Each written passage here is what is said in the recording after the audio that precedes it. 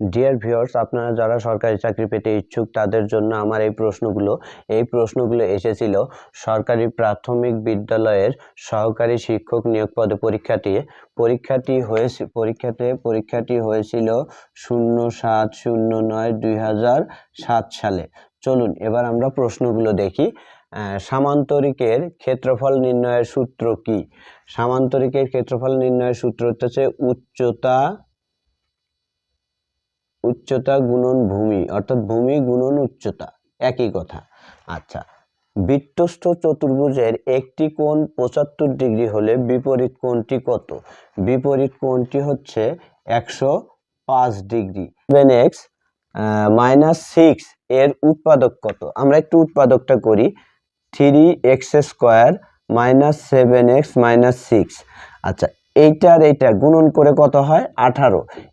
এই 18কে আমাদের এমনভাবে ভাঙাতে হবে, যোগ অথবা বিয়োগ করে 7 মিলাইতে হবে।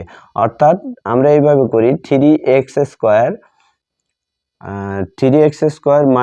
9x + 2x - 6। আচ্ছা, 9 দুগুণ 18, আমার 18 মিলছে।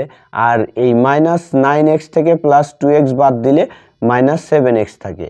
তাহলে পরের লাইনে কি হবে? আমরা 3x কমন নেই। 3x কমন নিলে কি থাকে? একটা x থাকে, আর এখানে থাকে হতেছে